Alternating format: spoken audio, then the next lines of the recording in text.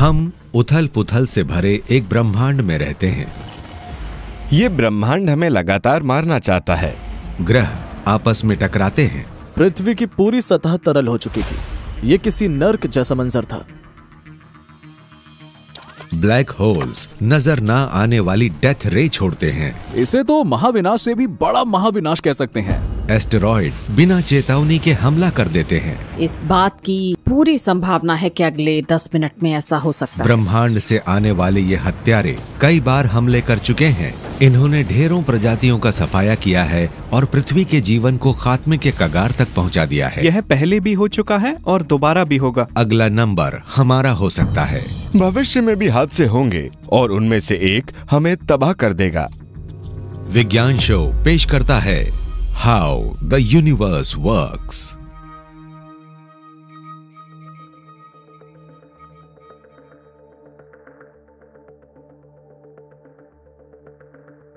ये न ज्यादा गर्म है और न ज्यादा ठंडा। पानी के साथ ऑक्सीजन है। हमारा ये शांत और भरपूर ग्रह हमें पालता और हमारी रक्षा करता है। लेकिन ये शांति हमेशा कायम नहीं रहेगी। हमारे चारों तरफ खतरे हैं और आगे मौजूद है मुसीबत। अगर हम अपने चारों तरफ नजर डालें तो हमें लगेगा कि ब्रह्मांड बड़ी सौम्य जगह है। यहाँ हल्की हवाएं चलती हैं, शानदार मौसम है, लेकिन ब्रह्मांड उथल पुथल वाली जगह है। ये काफी उग्र है। ये ब्रह्मांड एक खुशगवार और सुरक्षित जगह नहीं है। यहाँ होती है उल्काओं की टक्करें, solar flare, supernova, black hole और आपस में टकराती गैलेक्सी, और ये सब बेहद ही खतरनाक और उग्र घटनाएं हैं। और इनके बीच मौजूद है पृथ्वी।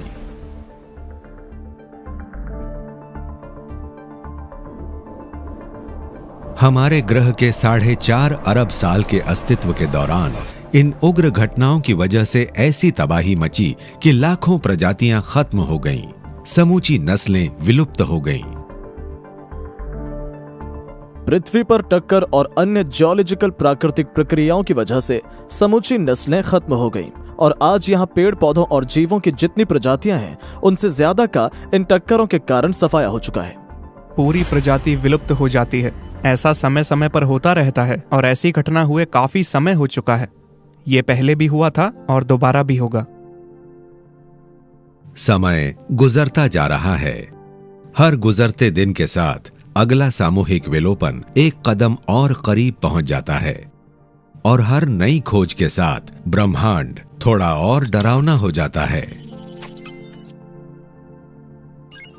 नवंबर सन 2012 एस्ट्रोनॉमर्स ने एक नए ग्रह की खोज की।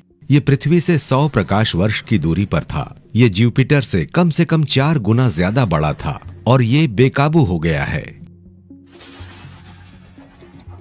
पृथ्वी और हमारे सोलर सिस्टम में मौजूद दूसरी चीजों के विपरीत ये ग्रह किसी सितारे का चक्कर नहीं लगाता।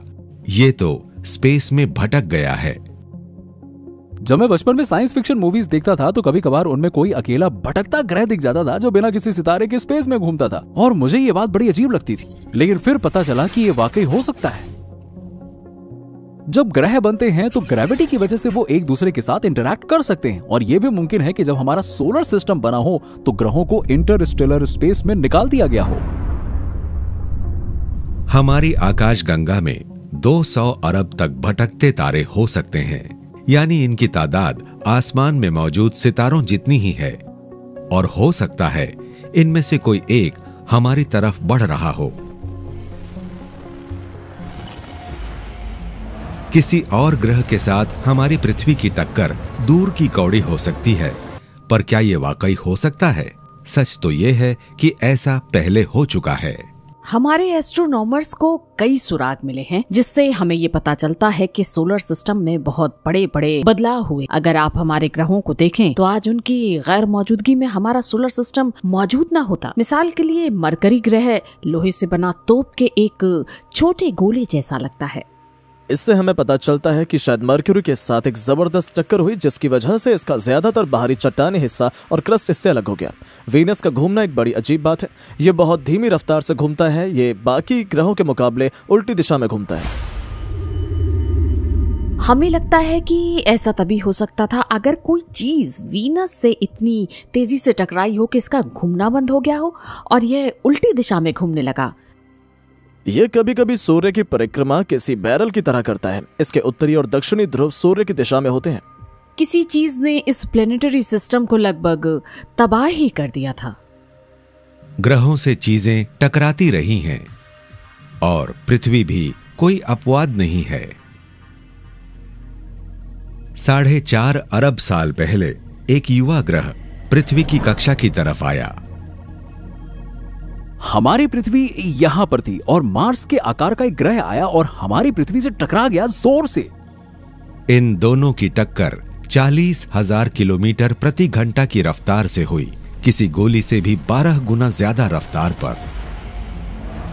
इस टक्कर से छोटा वाला ग्रह तबाह हो गया।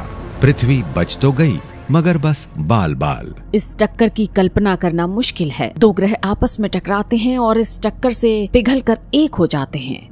इतनी जबरदस्त टक्कर के बाद पृथ्वी की पूरी सतह ने तरल रूप ले लिया। जरा एक सक्रिय ज्वालामुखी की तली की कल्पना कीजिए। इसमें ठोस चट्टानों वाले द्वीप हों और हर तरफ से लावा निकल रहा हो। हमारे ग्रह की पूरी सतह ऐसे ही दिखती होगी। पृथ्वी पर कुछ समय के लिए पिघली हुई चट्टानों वाला वायुमंडल रहा होगा। यह दिखने में किसी नर्क जैसा लगता होगा। 40,000 किलोमीटर प्रति घंटा की रफ्तार से निकला मलबा पिघली हुई पृथ्वी के चक्कर काटने लगा। ग्रेविटी की वजह से यह मलबा एकजुट हो गया। इसके नतीजे में बना हमारा चंद्रमा। चंद्रमा के बारे में एक रहस्यमय बात यह है कि कुछ हिस्से ज्यादा सघन हैं और क्रस्ट वाला हिस्सा कम सघन। मार्च सन 2012 नासा का स्पेसक्राफ्ट ग्रेल चंद्रमा की पैमाइश कर रहा था और इसकी सतह, अंदरूनी ढांचे और ग्रेविटी की जांच पड़ताल कर रहा था। हम चंद्रमा की ग्रेविटी फील्ड को नाप रहे थे, लेकिन इसमें कुछ गड़बड़ लग रही थी। इसका निर्माण इस तरह नहीं होना चाहिए था। तो इस समस्या को सुलझाने का एक रास्ता यह नजर आया कि हो सकता है 2 चंद्रमा रहे हों। इस टक्कर के बाद जो ढेर सा मलबा बचा हो सकता है उस मलबे से एक नहीं बल्कि 2 चीजें बनी हो और फिर आपस में टकरा कर एक हो गई हो। तो चंद्रमा एक नहीं बल्कि 2 ऐसे चंद्रमा हैं जो आपस में टकराए और उनसे वह चंद्रमा बना जिसे हम आज जानते हैं। हमारा चंद्रमा हमारे ग्रह के इतिहास में सबसे विशालकारी घटना के मलबे से बना। तबाही से ही नई रचना हुई, क्योंकि इस कॉस्मिक मलबे के ढेर के बिना पृथ्वी पर जीवन कभी पनप न पाता। चंद्रमा की ग्रेविटी नवजात पृथ्वी के महासागरों को खींचने लगी, जिससे जमीन के पोषक तत्व पानी पर फैले और इसने पृथ्वी की परिक्रमा को 6 घंटे से बढ़ाकर 24 घंटे प्रतिदिन कर दिया। इस शांत और उपजाऊ वातावरण में टक्कर के 1 अरब साल के बाद जीवन की शुरुआत हुई। अगर काफी समय पहले ग्रहों में टक्कर ना हुई होती तो आज चंद्रमा होता ही नहीं। तो बेशक ये हादसा भले ही बेहद तबाह करने वाला क्यों न रहा हो, लेकिन उसने पृथ्वी पर जीवन को पनपने में शायद मदद की और उसके बाद कुछ 1 अरब साल के दौरान हमें भी विकसित होने में सहायता की होगी। लेकिन अतीत में जो चीज अच्छी साबित हुई वो आज बर्बादी ला सकती है। आप ये बिल्कुल नहीं चाहेंगे कि ग्रहों की टक्कर आज हो, उससे तो हमारा पूरा ग्रह ही खत्म हो जाएगा। आप परमाणु हथियारों से भी इसकी तुलना नहीं कर सकते। ये तो अरबों परमाणु हथियारों के बराबर होगा। ये धमाका पृथ्वी की कई किलोमीटर की मोटी परतों को पिघलाने के लिए काफी है। इससे पृथ्वी पर तमाम जीवन का सफाया हो जाएगा और ये इस ग्रह की फिर से शुरुआत करने जैसा होगा। तो क्या ये बुरा सपना एक हकीकत बन सकता है? इस समय पृथ्वी से सबसे करीब मौजूद भटकते ग्रह भी खरबों किलोमीटर की दूरी पर हैं और हमारे पड़ोसी ग्रह शांत होकर अपनी स्थिर कक्षाओं में बैठ गए हैं। अभी हाल फिलहाल तो ग्रहों की टक्कर होने वाली नहीं है, लेकिन ग्रहों की ग्रेविटी एक दूसरे के साथ छिड़खानी करके उनकी कक्षाओं को बदलती रहती है। तो अगर आप समय की घड़ी को अरबों साल आगे ले जाएं, तो ये बिल्कुल मुमकिन है कि ग्रहों की टक्कर एक बार फिर से हो सकती है। लेकिन फिलहाल बहुत लंबे समय तक इसके बारे में चिंता करने की जरूरत नहीं है। 4 अरब साल पहले एक जबरदस्त टक्कर की वजह से पृथ्वी पर जीवन मुमकिन हो पाया और 2 अरब साल बाद ये जीवन खुद को तबाह करने पर आमादा है।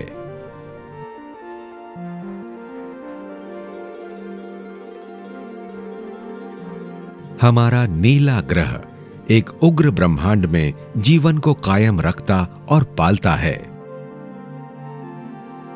2 अरब 40 करोड़ साल पहले एक सेल वाले सीधे साधे जीव पोषक तत्वों से भरे समुद्रों में घूम रहे थे, लेकिन अब उनकी दुनिया तबाह होने वाली थी। अगर कई प्रजातियों के खात्मे की बात करें तो ये 2 तरह के होते हैं। एक खतरा बाहरी स्पेस से होता है, जबकि दूसरा खतरा हमारी पृथ्वी ग्रह पर ही मौजूद है।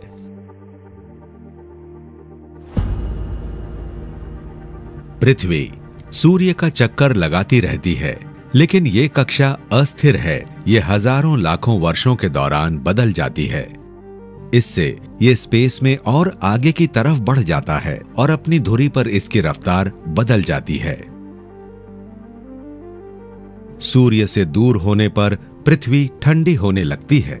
2 अरब 40 करोड़ साल पहले किसी चीज ने प्राकृतिक तौर पर ठंडे होने की इस प्रक्रिया को पूरी धरती की आपदा में बदल दिया। यह ब्रह्मांड की सबसे खतरनाक चीजों में से एक थी, जीवन।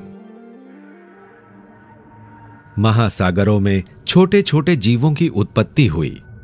तब ऑक्सीजन नहीं थी और इनमें से ज्यादातर जीवों को यही माहौल पसंद था।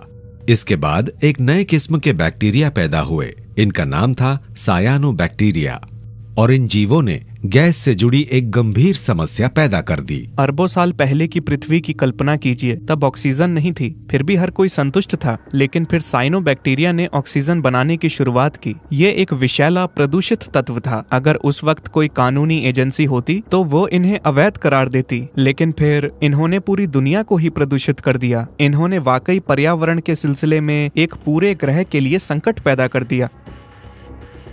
ऑक्सीजन से जुड़े इस संकट ने ग्रीन हाउस के प्रभाव को गड़बड़ा दिया, जो इस ग्रह को गर्म रखता है। ऐसे में पूरी दुनिया का तापमान गिरने लगा। इसके लिए जिम्मेदार थी बायोलॉजी यानी जीवन ने हमारे ग्रह को बर्बाद किया। उसने ऑक्सीजन पैदा की और ऑक्सीजन ने मीथेन के ग्रीन हाउस प्रभाव को बर्बाद किया और ये पूरी पृथ्वी जम गई। 2 अरब 40 करोड़ साल पहले बर्फ ध्रुवों से आगे की तरफ फैलने लगी।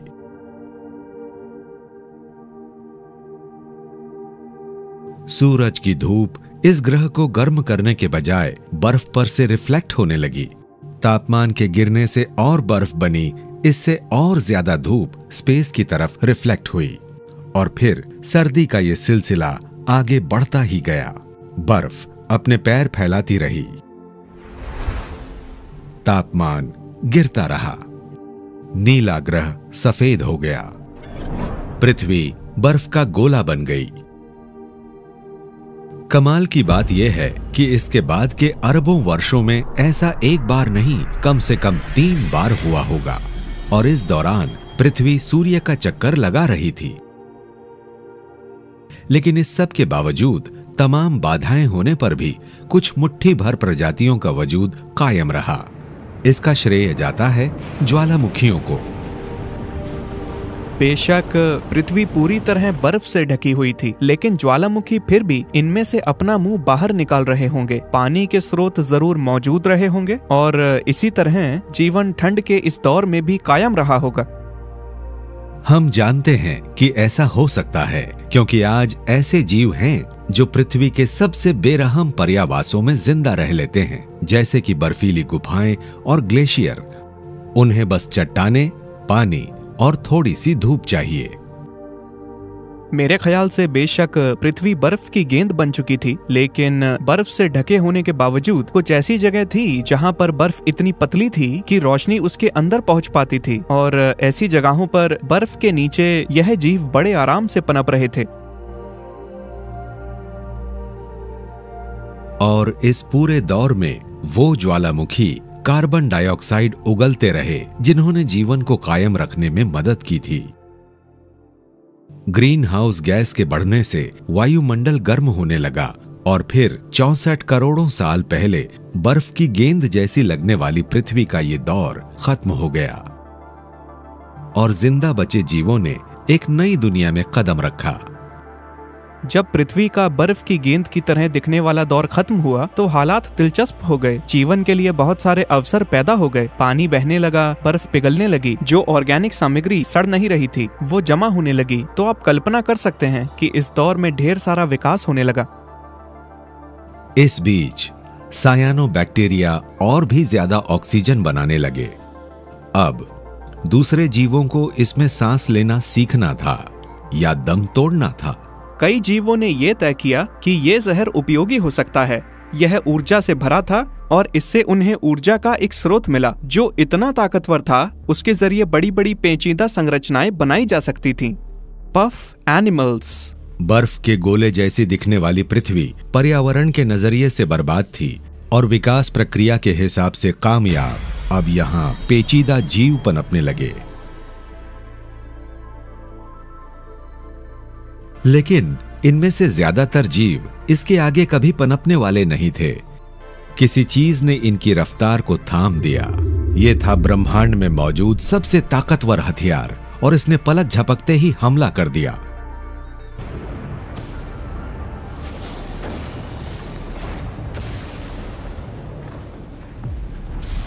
उग्र ब्रह्मांड में तमाम बाधाओं के बावजूद जिंदगी कायम रहती है। लेकिन जरा सोचिए, ब्रह्मांड किसी भी पल गुप्त हथियार चला सकता है और गहरे अंतरिक्ष से आने वाली डेथ रेस से पृथ्वी पर तमाम जीवन को खत्म कर सकता है। और 1960 के दशक तक किसी को भी इस रे के वजूद के बारे में मालूम नहीं था। सन 1967 का यह शीत युद्ध का चरम दौर था। अमेरिका और सोवियत संघ दोनों ही एक दूसरे को हराने पर उतारू थे और उनके परमाणु हथियारों का ढेर और परीक्षण बढ़ता जा रहा था। अमेरिका को चिंता थी कि सोवियत संघ अंतरिक्ष में परमाणु हथियारों का परीक्षण कर सकता है, तो उसने अंतरिक्ष में कई सैटेलाइट भेज दिए ताकि परमाणु परीक्षणों से निकलने वाली गामा रेस की चमक पर नजर रखी जा सके।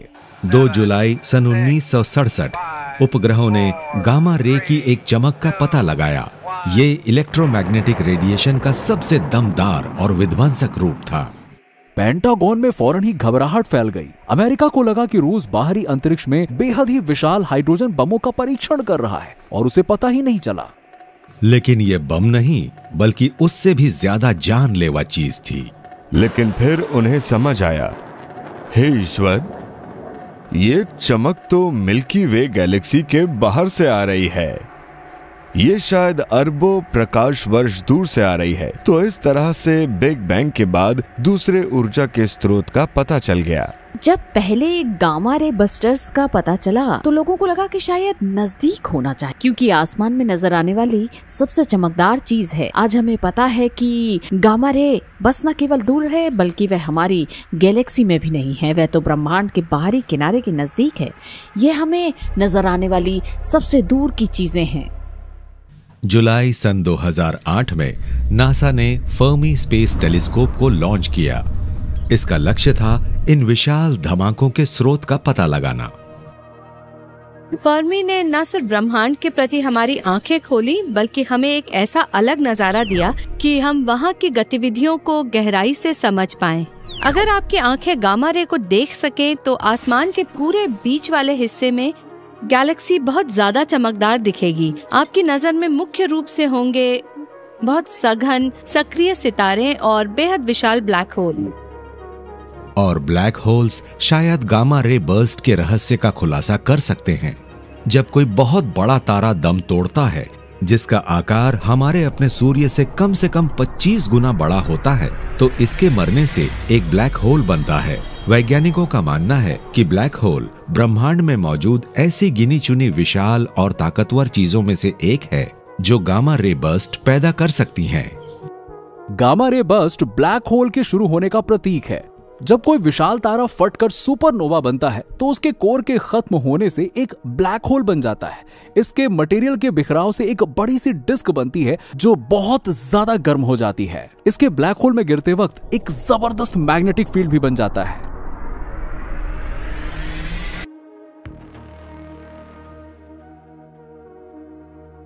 सितारे के घूमते अवशेष ब्लैक होल की तरफ बढ़ने लगते हैं। इनकी रफ्तार प्रकाश की गति जितनी हो जाती है और तापमान लाखों डिग्री सेल्सियस। जबरदस्त इलेक्ट्रोमैग्नेटिक फोर्स के कारण ऐसा कुछ मैटर बाहर की तरफ गिरता है। ये ब्लैक होल के विशाल मैग्नेटिक फील्ड के साथ साथ ऊपर नीचे उछलता है। ये मैटर शुरुआती विस्फोटों से निकले मलबे से टकराता है। तेज रफ्तार वाली इन टक्करों से जबरदस्त ऊर्जा पैदा होती है और यही होती है gamma ray burst. Gamma ray burst बहुत दिलचस्प चीज है। आप पूरे ब्रह्मांड में इनका अध्ययन कर सकते हैं क्योंकि ये बहुत चमकदार हैं। लेकिन अगर आप इन्हें पृथ्वी के करीब ले आए, जैसे कि पृथ्वी से 6000 प्रकाश वर्ष की दूरी पर, तो ये बहुत ज्यादा विनाशकारी हो जाती है।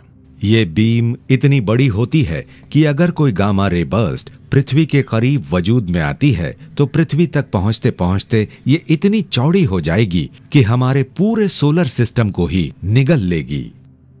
अगर आप पृथ्वी पर खड़े हों और ऊपर की तरफ देखें तो आपको चमकदार रोशनी दिखेगी, और इससे पहले कि आप पूछें कि ये क्या है, आपका वजूद खत्म। अंतरिक्ष से गुजरने वाली इस बीम में इतनी ताकतवर एनर्जी होती है कि ये उतनी दूरी से भी पृथ्वी पर बहुत आसानी से आग लगा देगी।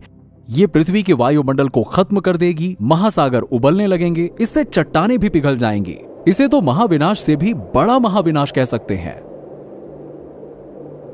ये हालात सबसे खराब होंगे, लेकिन अगर गामा रे बर्स्ट और भी दूरी से पृथ्वी पर टकराती है तो क्या हम बच जाएंगे? लोग पूछते हैं क्या होगा अगर कोई गामा रे बर्स्ट 6000 प्रकाश वर्ष की दूरी तक के दायरे से पृथ्वी से टकराती है। असल में ये सही सवाल नहीं है। पृथ्वी के इतने नजदीक गामा रे बर्स्ट हो चुके हैं और ऐसे बर्स्ट्स की वजह से पृथ्वी पर कई जीवों का विलोपन भी शायद हो चुका है। पृथ्वी जब बर्फ के गोले जैसी थी, उसके 20 करोड़ साल बाद महासागरों में पेचीदा जीवन की भरमार थी, लेकिन 44 करोड़ साल पहले ऐसे 85% जीव खत्म हो गए और शायद इनकी जान ली होगी किसी एक विनाशकारी गामा रे बर्स्ट ने।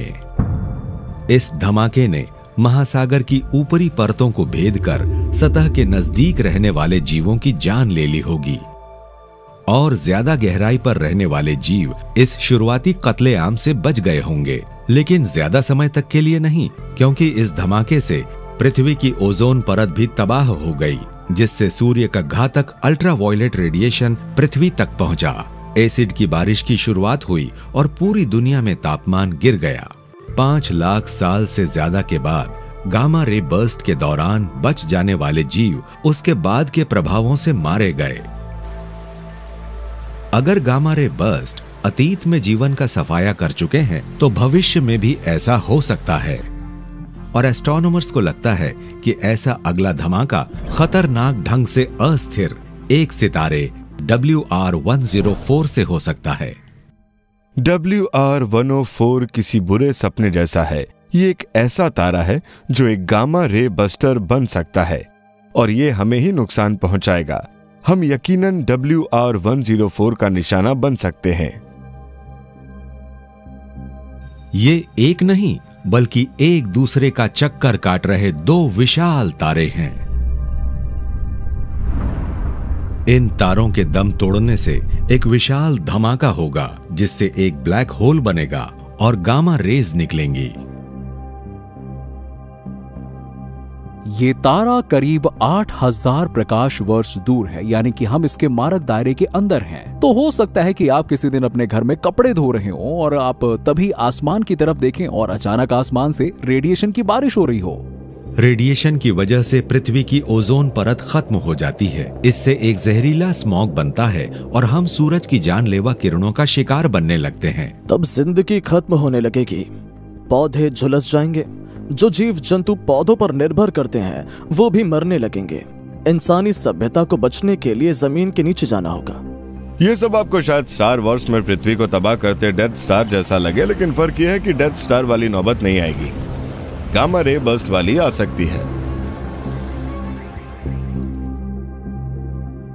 हमारे ग्रह के पास सामूहिक विनाश का एक हथियार है। ये कभी भी फट सकता है और ये हमारे कदमों के नीचे छिपा हुआ है। अगर ये अपना असर दिखाए तो हमारे ग्रह के अंदर मौजूद गर्मी बहुत बड़े स्तर पर अपने रास्ते में आने वाली हर चीज का सफाया कर सकती है। जिस गामा रे बर्स्ट ने महासागरों में जीवन को तबाह किया होगा, उसके 20 करोड़ साल बाद जिंदा बचे रहने वाले जीव पृथ्वी पर बस चुके हैं। उन्हीं में हैं विशाल काय रेप्टाइल्स, स्कूटोसॉरस और गॉर्गेनोप्सियंस। ये कामयाब, ताकतवर और बदकिस्मत हैं। करीब 25 करोड़ साल पहले पृथ्वी पर अब तक की सबसे बड़ी तबाही की शुरुआत हुई। ये था एंड पर्मियन विलोपन। 90% से ज्यादा समुद्री जीव और लगभग 70% जमीनी जीव जंतु हमारे ग्रह से गायब हो गए। इनकी जान लेने वाली चीज थी एक ज्वालामुखीय विस्फोट। दुनिया ने इससे बड़ी और इससे विध्वंसकारी चीज अब तक नहीं देखी थी। 25 करोड़ साल पहले आज जहां साइबेरिया है, वहां पृथ्वी की पपड़ी फट गई। इसके लिए जिम्मेदार था वो गर्म मैग्मा जो हमारे ग्रह के अंदर गहराई से ऊपर की तरफ बढ़ रहा था। पृथ्वी में खुद अपने अंदर कुछ बहुत ही तबाह करने वाली चीजें पैदा हो सकती हैं। इन घटनाओं की अवधि लाखों साल हो सकती है और ये महाद्वीप के स्तर पर होने वाले बड़े ज्वालामुखी विस्फोटों की शक्ल में होती है। ये बसाल्ट यानी ज्वालामुखी घटनाएं होती हैं जो हमारे ग्रह के पूरे हिस्सों को बसाल्ट लावा से भर देती हैं। लावा 20 लाख साल तक निकलता रहा। यह लावा इतना था कि पूरा अमेरिका 300 मीटर की ऊंचाई तक से ढक जाए और इसकी वजह से बहुत दूर दूर तक मौतें हुई, पृथ्वी के दूसरे हिस्से में और समुद्रों में गहराई पर। सवाल है क्यों? इसका जवाब पृथ्वी के सबसे ज्यादा ज्वालामुखी गतिविधियों वाले देश में मौजूद है। यह है आइसलैंड। यहां ऐसा ही मगर छोटा विस्फोट सिर्फ 230 साल पहले हुआ था।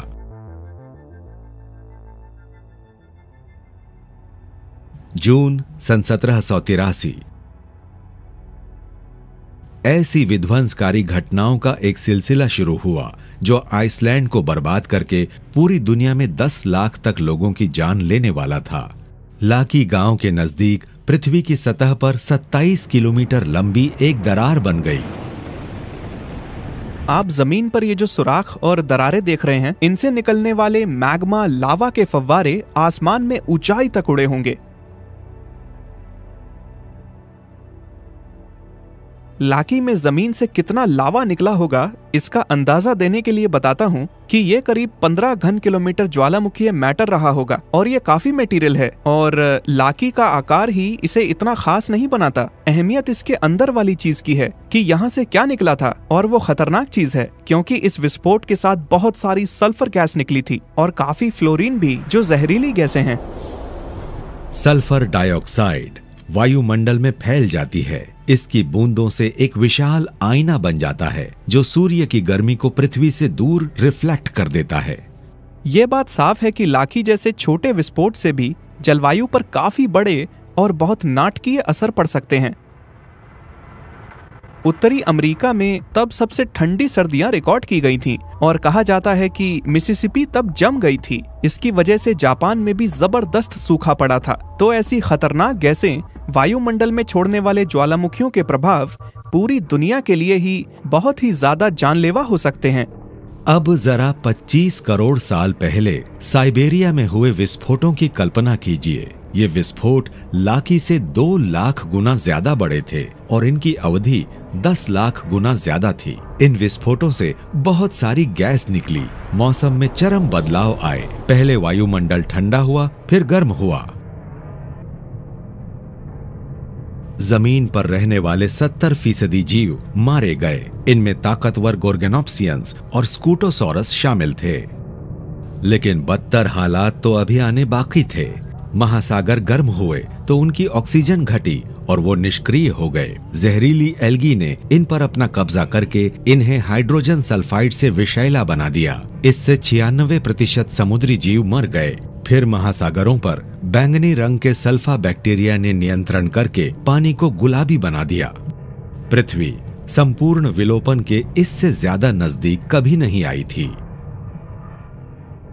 लेकिन 20 करोड़ साल के दौरान जिंदा बचने वाले जीव माहौल के मुताबिक ढलकर विकसित हुए और जीव जंतुओं का एक नया समूह उभरा। ये पृथ्वी पर देखे गए अब तक के सबसे बड़े आकार वाले और सबसे कामयाब जीव थे। ये थे डायनासोर, लेकिन इन्हें भी विलोपन का सामना करना पड़ा था। कॉस्मिक हत्यारे ब्रह्मांड में मंडराते हुए पृथ्वी पर से जीवन का नामो निशान मिटाने का खतरा पेश करते रहते हैं। इन्होंने पहले भी हमला किया है और ये दोबारा भी ऐसा कर सकते हैं, और ऐसा इस शो के खत्म होने से पहले भी हो सकता है। 15 फरवरी सन 2013 सुबह के 9:42 साइबेरिया के शहर चेलिबिंस्क में सर्दियों का एक आम ठंडा दिन है। तभी अचानक 14,000 टन वजनी और 20 मीटर व्यास वाला एक उल्का 67,200 किलोमीटर प्रति घंटा की रफ्तार से वायुमंडल में दाखिल होता है। ये करीब 29 किलोमीटर की ऊंचाई पर हवा में फटता है, जिससे एक ताकतवर ब्लास्ट वेव निकलकर खिड़कियों के शीशे तोड़ देती है। 7,000 इमारतों को नुकसान पहुंचता है और 1,500 लोग घायल होते हैं। अब सोचिए कि अगर ये उल्का पिंड साबुत पृथ्वी से टकराता तो क्या होता।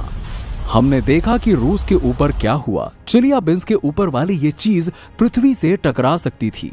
अगर ये पृथ्वी से टकराती तो इसकी ताकत शायद 20 हिरोशिमा बमों जितनी होती। अगर आप रूस की इस उल्का के वीडियो देखेंगे जिससे कमाल का सोनिक बूम पैदा हुआ था, तो आप समझ जाएंगे कि कैसे कोई छोटी चीज कॉस्मोस के हिसाब से इसे छोटी कहा जाएगा, इंसानों के लिए किस तरह नाटकीय प्रभाव पैदा कर सकती है। ऐसी छोटी चीजें पृथ्वी से रोजाना टकराती हैं, इससे बड़ी चीजें हर हफ्ते और हर साल टकराती हैं। चेलिबिंस्क में जिस आकार की उल्का गिरी, वैसी औसतन हर सदी में गिरती रहती है।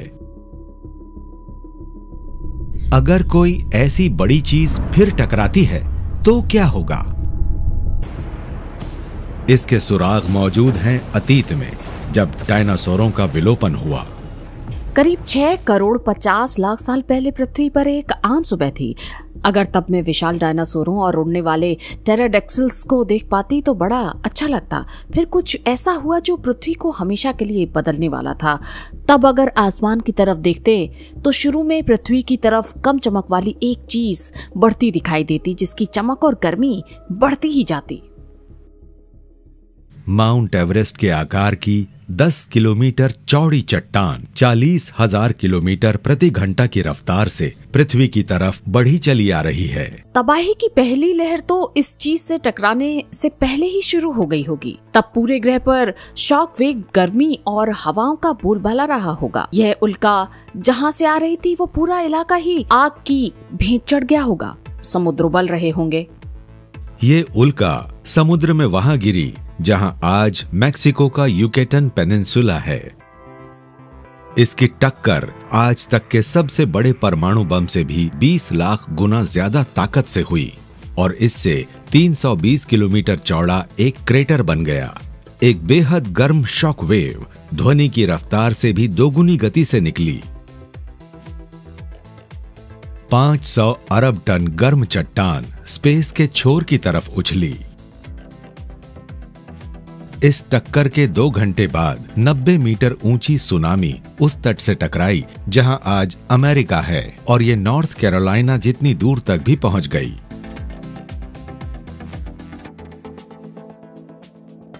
अगले कुछ घंटों और दिनों के दौरान मलबे की बारिश हुई, जिससे पूरी दुनिया में आग लग गई। इसके बाद वाले हफ्तों और महीनों में इन आगों से निकलने वाला धुआं वायुमंडल में पहुंचने वाली धूल से जा मिला। वायुमंडल में इतनी ज्यादा चट्टानें और जलती हुई सामग्री पहुंच गई थी कि पृथ्वी की सतह दिखती ही नहीं होगी और सतह से कोई भी सूर्य को नहीं देख पाता होगा, और ये हालत काफी लंबे समय तक कायम रहे होंगे। पुराने दौर में हुए इस महाविनाश से डायनासोरों का खात्मा हो गया, लेकिन इसके बिना हम भी यहाँ न होते। तब डायनासोर के दौर में हमारे पूर्वज शायद ऐसे रोएदार छोटे स्तनपाई जीव थे जिन्हें कोई डायनासोर आराम से खा सकता था। तो जब डायनासोर खत्म हुए तो इन छोटे रोएदार स्तनपाई जीवों का आकार बढ़ने लगा और इन्होंने डायनासोरों की खाली जगह लेनी शुरू कर दी। तो लगातार चलने वाली इस प्रक्रिया में कुल मिलाकर एक जीव ने दूसरे की जगह ले ली। इसे ही सर्वाइवल ऑफ द फिटेस्ट कहते हैं। हमारे नजरिए से विलोपन वाली ये घटना एक अच्छी चीज थी, लेकिन हमारे लिए एक छोटा सा पल था और भविष्य में और भी हादसे होने वाले थे। इनमें से एक हमें तबाह करने वाला था। जिस आकार की उल्का ने डायनासोरों की जान ली, अगले 100 सालों में उसके गिरने की आशंका का अनुपात 5000 में से 1 है और ऐसा कभी भी हो सकता है। इस बात की पूरी संभावना है कि ऐसा अगले 10 मिनट में हो सकता है, लेकिन यह संभावना काफी कम है। अप्रैल 2014 वैज्ञानिकों ने एक डराने वाली घोषणा की। सन 2006 से पृथ्वी के वायुमंडल में 26 उल्काओं का धमाका हो चुका है और ऐसे हर धमाके की ताकत किसी न्यूक्लियर ब्लास्ट जितनी थी। कुछ की ताकत तो हिरोशिमा के बम से 40 गुना तक ज्यादा दमदार थी। लेकिन इनमें से किसी के भी आने का पता हमें पहले से नहीं चला। लेकिन अगर हमारे पास पृथ्वी से टकराने से पहले किसी उल्का का पता लगाने की टेक्नोलॉजी होती तो क्या हम उसे समय से पहले नष्ट कर पाते? हॉलीवुड के लिए ये एक पसंदीदा विषय होगा कि इसे आसमान में ही टुकड़े टुकड़े कर दिया जाए। ऐसा हकीकत में हो भी सकता है, लेकिन ये तभी होगा अगर उल्का का आकार थोड़ा बड़ा हो। लेकिन किसी परमाणु बम से हालात बदतरीन हो सकते हैं। किसी उल्का को तोड़ने से उसके बड़े रेडियो एक्टिव टुकड़े ज्यादा बड़े इलाके को नुकसान पहुंचा सकते हैं।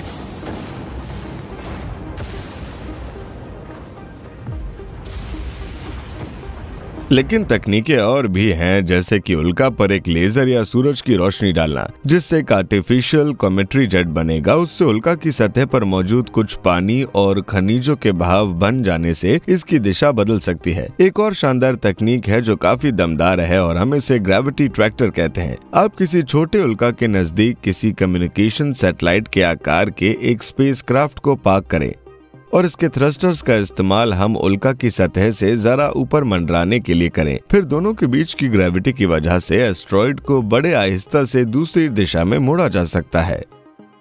लेकिन फिलहाल ये तकनीक अभी सिर्फ कागजों पर ही है। अगर ये हकीकत बन भी जाती है तो भी इन्हें अंतिम रूप देने में हमें कई महीने या कई साल लगेंगे।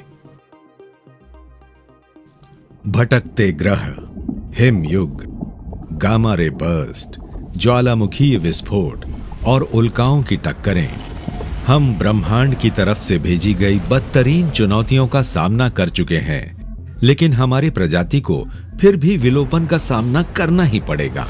ये सूर्य के उगने की ही तरह एक यकीनी बात है।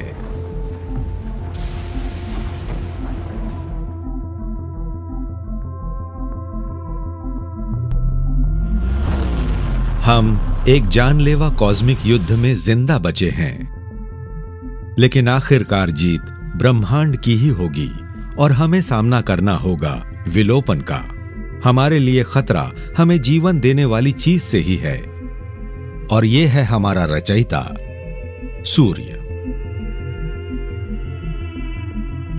हम एक विशाल परमाणु बम सूर्य का चक्कर लगाते रहते हैं, लेकिन ये फटने वाला नहीं है। इसका आकार छोटा होता है, लेकिन सूर्य के साथ होता यह है कि हर दिन इसका आकार थोड़ा सा बढ़ जाता है।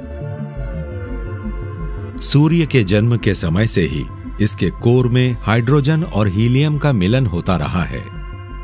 हीलियम के जमा होने से इसका कोर और सघन होता जाता है। हर सेकंड इसके कोर में 15 करोड़ टन हीलियम के जमा होते जाने से गर्मी बढ़ती जाती है। इस समय सूर्य के कोर का अंदरूनी तापमान 2 करोड़ 70 लाख डिग्री है और ये लगातार बढ़ता जा रहा है। अगर किसी गैस को गर्म करे तो क्या होगा? ये फैलती है और सूर्य के साथ भी ऐसा ही होगा। सूर्य का आकार बढ़ेगा तो इसकी चमक पहले से ज्यादा लगेगी। 2 अरब साल में सूर्य की चमक लगभग 15% बढ़ेगी और अगर पृथ्वी तब तक अपनी मौजूदा कक्षा में बनी रही तो फिर ग्रीन हाउस प्रभाव पैदा होने लगेगा। समंदर भाप बन के उड़ेंगे और पृथ्वी की सतह का तापमान 1000 डिग्री तक हो जाएगा। तो अगर हमने 2 अरब साल में कुछ ना किया तो हम राख बन जाएंगे। अगर हम तब तक पृथ्वी पर हुए तो खत्म हो चुके होंगे। हो सकता है किसी और ज्यादा सख्त जान प्रजाति को ढलने और जिंदा रहने का कोई तरीका मिल जाए, लेकिन समय उनके पास भी कम होगा। इससे पूरा आसमान भर जाएगा, क्षितिज के एक कोने से दूसरे कोने तक आसमान में आग लग जाएगी। अब से 5 अरब साल बाद सूर्य की हाइड्रोजन खत्म हो जाएगी और यह अपने जीवन के अंतिम चरण में दाखिल हो जाएगा और इसका आकार 100 गुना बढ़ जाएगा। अब हमारा सूर्य किसी नाराज लाल विशाल तारे जैसा दिखेगा। लाल विशाल तारे इतने बड़े होते हैं कि वह अपने ही ग्रहों को निगल जाते हैं। हमारे सामने ऐसी मिसालें हैं जो सोलर सिस्टम में मौजूद जुपिटर की कक्षा तक पहुंच जाते हैं। सूर्य इतना बड़ा तो नहीं होगा, लेकिन शायद मंगल तक पहुंच ही जाए।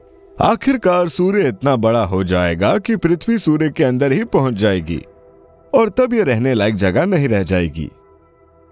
इस विशाल लाल सितारे का फूला हुआ शरीर पृथ्वी को जज्ब कर लेता है। हमारा ग्रह भाप बनकर उड़ता रहता है और फिर ये एक दम तोड़ते तारे के अंदर गैस और धूल से ज्यादा कुछ नहीं रहता।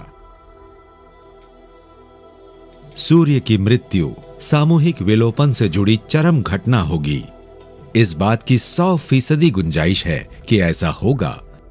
ये यकीनन हमारे ग्रह और इस पर बची खुची जिंदगी को खत्म कर देगा।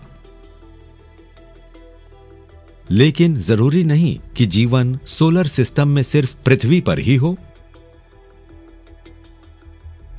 सूर्य की चमक बढ़ने से इंसान शायद ज्यादा दूरी पर बसने लगेगा। फिलहाल ये पृथ्वी पर है, फिर ये मंगल पर जाएगा, उसके बाद जुपिटर पर, फिर उसके चंद्रमाओं पर।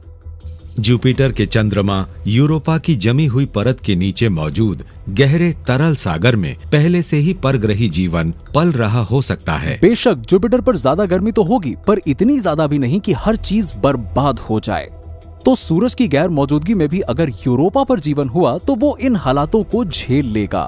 तो क्या हमारी प्रजाति का वजूद कायम रहेगा? क्या हम अपने ग्रह के खत्म हो जाने के बावजूद जिंदा बचेंगे? ब्रह्मांड किसी इकोसिस्टम जैसा है। जीवित जीव सर्वाइवल ऑफ द फिटेस्ट नियम के आधार पर ही जिंदा रहेंगे। इस ब्रह्मांड में आप फिट हैं या नहीं, ये बात इस चीज से तय होती है कि क्या आप अपना ग्रह छोड़कर दूसरे ग्रहों पर बच सकते हैं। तो सिर्फ वही प्रजातियां हमेशा जिंदा रह सकेंगी जो अपने ग्रहों को छोड़ने की स्थिति में होंगी। हम ब्रह्मांड को नियंत्रित नहीं कर सकते, लेकिन हम अपने भाग्य को तो शायद नियंत्रित कर सकते हैं। लंबी अवधि में शायद पृथ्वी रहने योग्य नहीं रहेगी। ब्रह्मांड के कामकाज का यही तरीका है। ये हमारे लिए नहीं बना था, इसे हमारे अस्तित्व की कोई चिंता नहीं है और हम जब यहाँ से जाएंगे तो भी इससे फर्क नहीं पड़ेगा। ये परवाह तो सिर्फ हमें ही करनी होगी और शायद हम इस सिलसिले में कुछ कर भी सकें। उस नजरिए से हमारे लिए थोड़ी गुंजाइश है। हमारा सबसे बड़ा खजाना है हमारी अक्लमंदी। ये 4 अरब साल के विलोपन और विकास की प्रक्रिया का सार है और शायद ये बात हमें कुछ ऐसा करने का मौका दे जो हमसे पहले कोई और प्रजाति नहीं कर पाई है, यानी रचना और विनाश के चक्र को तोड़कर जिंदा बने रहना। आप और हम आज जो भी हैं ब्रह्मांड के कामकाज के तरीके का परिणाम है। ब्रह्मांड उग्र है, यह गतिशील है, लगातार हमें बदलते रहने को मजबूर करता है। इसके नतीजे में हम बेहद विकसित और दिलचस्प जीवन बन गए हैं। हम उस उथल पुथल का सीधा नतीजा हैं जिससे हम बने हैं।